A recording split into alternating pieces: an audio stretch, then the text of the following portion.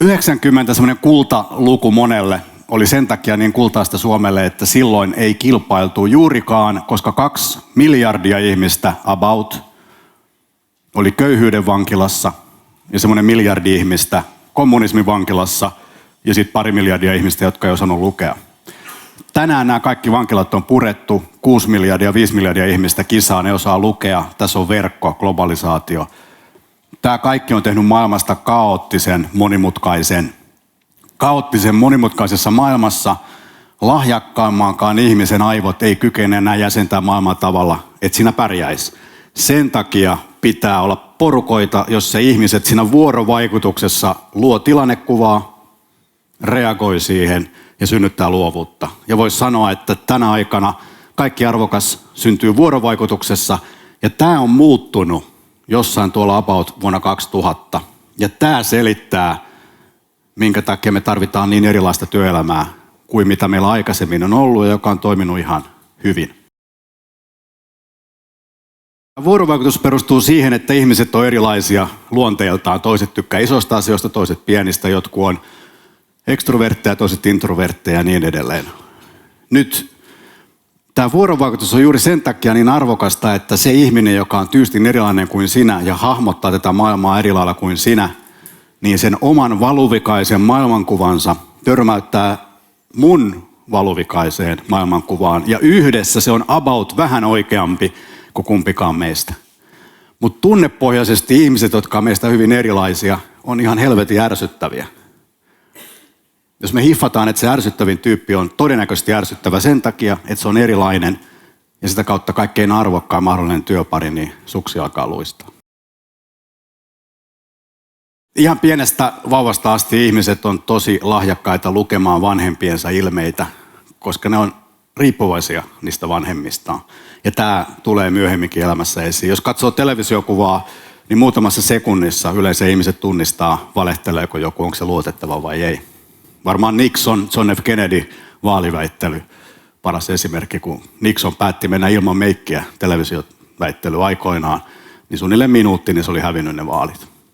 Tämä aitous on sen takia niin tärkeää ihmisille alitajuisesti, että se, että sä oot jonkun kanssa ja kohtaat sen niin kuin aidosti, olkoon se kuinka erilainen tahansa, niin sä voit luottaa siihen, että se on sitä, mitä se väittää ja mitä se näyttää ja mitä se maistuu, jolloin sä voit laskea sun omat defenssit ja heittäytyä siihen mukaan.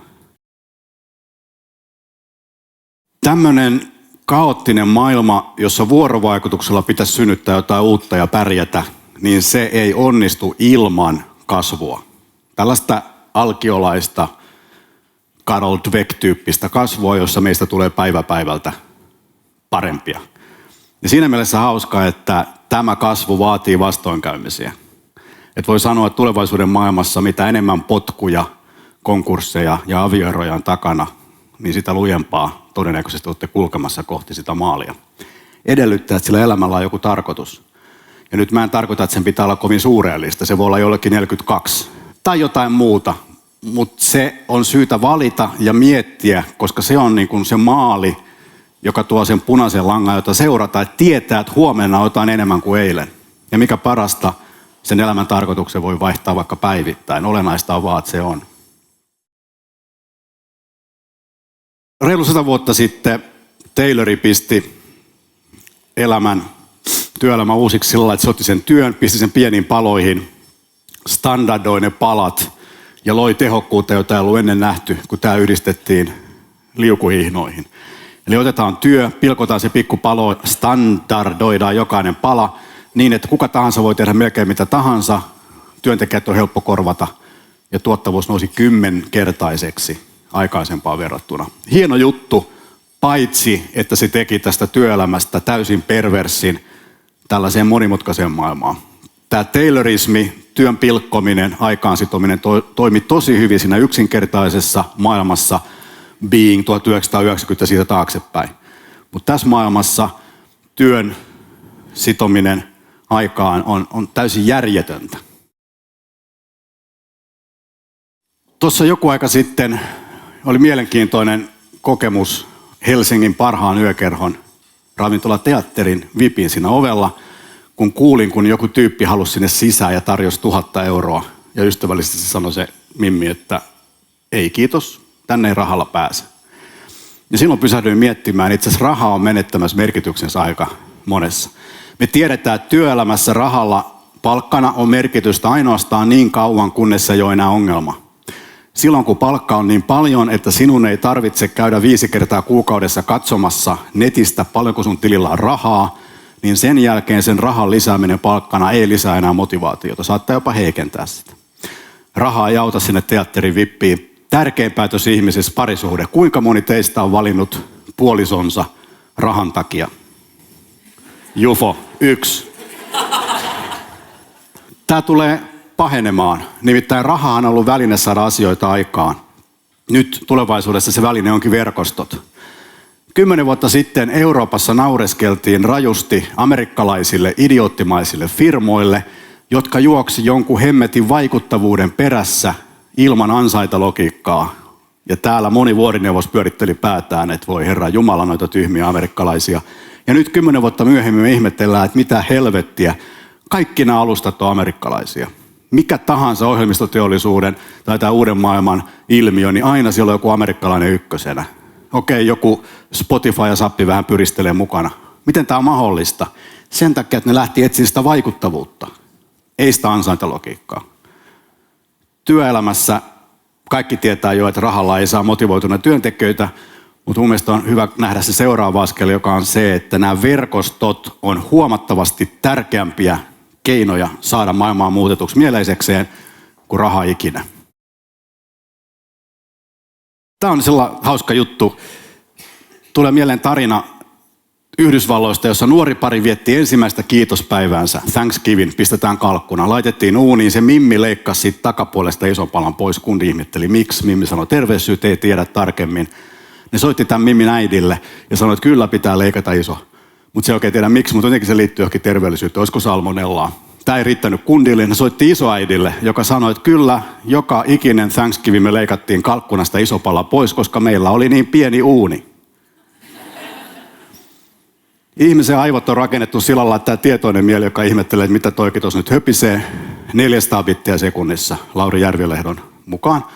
Tämä alitajunta kaikki muu 11,2 miljoonaa bittiä sekunnissa. 1:300 000. Tämä 400-bittinen työntää kaikki, mitä ikinä vastaan tulee sinne 11,2 miljoonaa bittiselle koneelle sen takia, että se pystyy niitä hoitamaan. Tästä syntyy rutiinit, ennakkoluulot ja kaikki muu.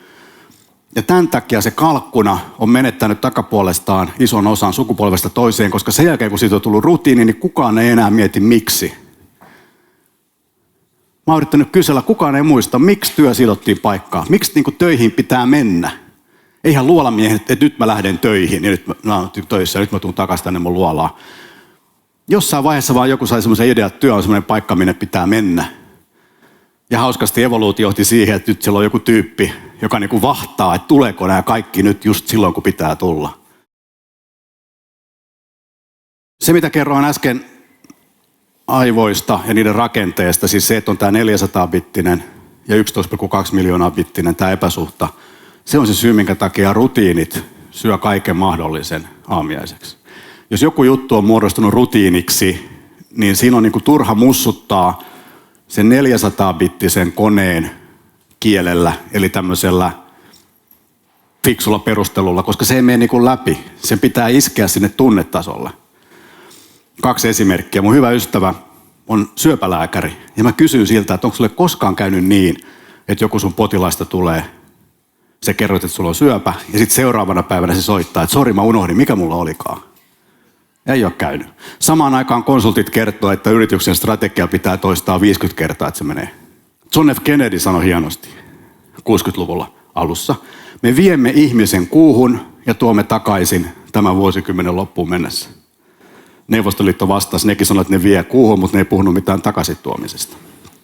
Aika voimaannuttava. Jos tämän päivän toimitusjohtaja kertoisi tämän saman, niin se sanoisi, että meidän yritys aikoo keskittyä avaruusteknologiaan. Me teemme yhdessä kumppanien kanssa huikeita innovaatioita ja luomme elämyksiä ja palveluita, joita ihmiskunta ei ole vielä nähnyt. Ja tässä vaiheessa kaikki on silloin. Versus se, me viedään ihminen kuuhun ja tuodaan se takaisin. Tämä on se syy. Tämän tietoisen mielen heikkous tiedonkäsittelyssä on luonut rutiineja, jonne me pyrimme alitajuisesti työntämään kaiken mahdollisen. Ja silloin kun ne rutiinit on muodostunut, niin siihen maailmaan ei pääse käsiksi muuta kuin sellaisilla yksinkertaistuksilla, jotka iskee siihen tunnetasoon. Kun mä sanoin, että siinä jossain 90-luvulla tuli se vedenjakaja, jota ennen maailma oli hallittavissa, ja tämmöinen hallintaan, byrokratiaan perustuva tapa johtaa työtä oli täysin järkevä ja tehokas. Sitten nousi tämä monimutkaisuus, kaoottisuus, ja yhtäkkiä oltiinkin niin monimutkaisessa toimintaympäristössä, että se vanha hallintaan perustuva ei enää toiminut. Ja jouduttiin löytämään tämmöinen uusi ketteryyttä hakeva. Ja tämä on niin kuin tärkeää. Toinen ei ole toistaan huonompi. On vaan niin, että oli tämän hallinnan aika ja nyt on ketteryyden aika ja tämä menee toimialoittain. Ja tässä on kiteytettynä, minkälainen on hyvä työntekijä hallintaan perustuvassa maailmassa versus minkälainen on hyvä työntekijä ketteryyteen perustuvassa maailmassa. Jos yritys on hallittavissa, se toimintakenttä, kilpailu ja kaikki muu, olkoon nyt vaikka Kansaneläkelaitos esimerkkinä, niin silloin hyvä työntekijä, osaava, ahkera ja tottelevainen. Jos sen sijaan kysymyksessä on vaikka joku ohjelmisto, applikaatiomaailma, joku innokas firma, joka yrittää luoda jotain uutta, niin sen työntekijän pitäisi olla oma-aloitteinen, intohimoinen ja luova. Ja nämä on tyystin erilaisia ihmisluonteita, ei kuitenkaan ihmistyyppejä, koska ihmiset syntyjään on oma-aloitteisia, intohimoisia, luovia. Ja sitten niitä niin kuin väännetään tämmöisiksi tottelevaisiksi, osaaviksi, ahkeriksi. Niin kuin koulussa, jos 10 vuotta sä saat palkinnon siitä, että sä vastaat oikein, niin ei ihme, että on sitten hiukan vaikeuksia nostattaa sitä intohimoa oma-aloitteisuutta, koska se tulee nimenomaan siitä, että sä vastaat väärin. Ja sitten yhdessä ilakoidaan, että hitsi, kun oli mahtavasti väärin vastattu. Tässä oli kiteytettynä. Mä oon nyt tutkinut ja yrittänyt harjoitella johtamista joku 20, kohta 30 vuotta. Mä voin sanoa, että mun johtopäätös on se, että johtaminen on sen verran vaikeaa, että kaikkein paras tulos on, kun unohdetaan johtajat ja sitten vaan kaikki piirtää. Koska jollain oudolla tavalla kaikissa ihmisyhteisöissä se johtaminen kyllä järjestyy tavalla tai toisella. On se sitten hiekkalaatikko tai firma, aina joku jotenkin ottaa siitä otteen ja asiat lähtee sujumaan. Ja tämä on hirveän hyvä vaihtoehto, että unohdetaan ne johtajat. Kiitoksia.